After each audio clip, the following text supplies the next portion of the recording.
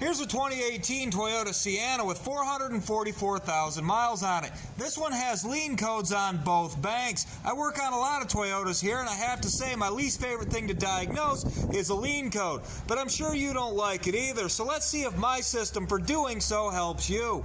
So I'll start by opening the hood. Oops, I opened the fuel door. Opening the hood. Alright, finally. Oh! This hood must not get open that much. That thing is stiff. Oh, look, I don't even have to prop it up. Check that out. Isn't that cool? All right, let's rip this cover off, and we're just going to give it a quick visual. Look at all these little vacuum lines, the evaporator purge valve right there. Just look everything over, see if anything looks out of place. And nothing. So we're going to give it the old ether test. Before I start spraying ether all over the engine like a child with a can of spray paint who had too much sugar cereal, we should probably go through what a lean condition is. A lean condition means your engine's either getting less fuel than it's supposed to or more air than it's supposed to. And no matter what kind of vehicle you work on, diagnosing it is probably about the same. We're going to check the MAP sensor, which is the manifold absolute pressure sensor. We're going to check the mass airflow sensor. We're going to look for vacuum leaks to see if the engine's sucking more air than it's supposed to. We're going to check the fuel system. We'll check for fuel pressure, and we'll look for a fuel filter to see if maybe it's got one under it. Some Toyotas still use an external fuel filter. I don't know if this year's Sienna does or not. I don't think so, but that's what we're going to go through. Looking at this thing visually, there's a few things I see that I don't like. I'm looking for leaks after this mass airflow sensor right here, anywhere on this intake manifold. I'm sorry about the lighting.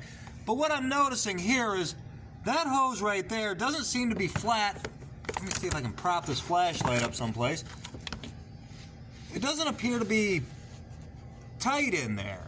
I don't know if that's a leak or not, but it's something to watch. I also see oil around this inlet right here for the PCV valve. This line right here, this is your PCV valve. This goes over here, and I see oil around there. If oil's leaking out of it, air can leak into it. That might be an issue as well. The next is this. You see all this dirt? The inner fender well is missing. On these vehicles, the inner fender well protects your fuse box from the mud being kicked up by the tire. I might have a serious electrical issue here.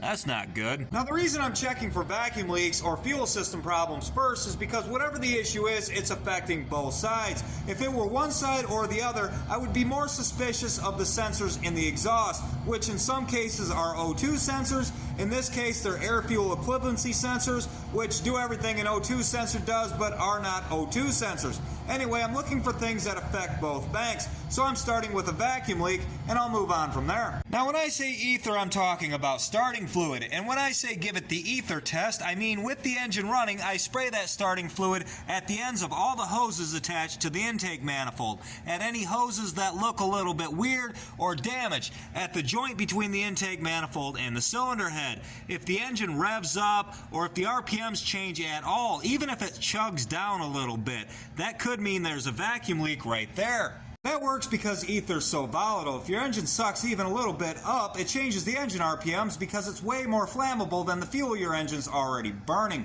Unfortunately, I cannot show myself giving that test. There are people out there who don't like me and will report me doing so, and apparently the ether test is a misuse of a regulated chemical. So I can't do that, but I promise I did it, and it revealed nothing. I didn't find any leaks, so now I'm going to spend a long time looking at a lot of live data in the scan tool here. The first thing I'm going to look at is the mass airflow sensor. So what I do is I turn the ignition on with the engine off, and I look at the power going to the mass airflow sensor, and I look for big numbers.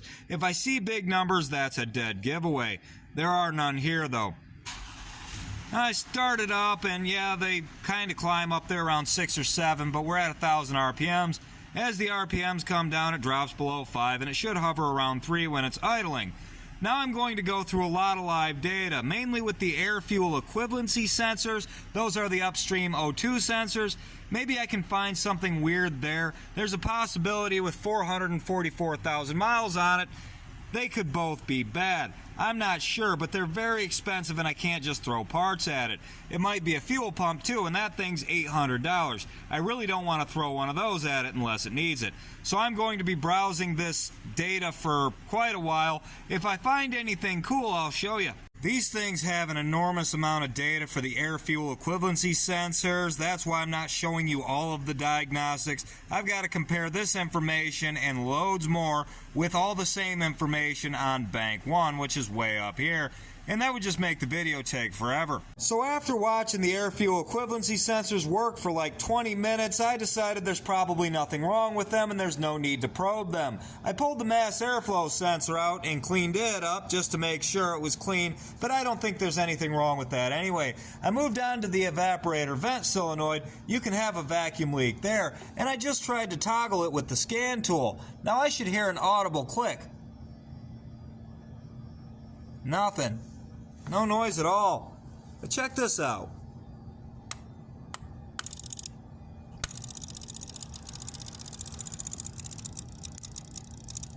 You hear that? It's trying. There it goes. Of course, I'm pretty sure it's just supposed to click, not sit there and pump. Now, when I saw the code in the PCM for a large leak in the evaporator system, my next thought should have been I probably have a purge solenoid stuck open. I've seen stuck purge solenoids cause lean codes in General Motors cars, and I know it's a possibility with Toyota, but I got the vehicle with a dead battery, so I had to wait for those codes to come back.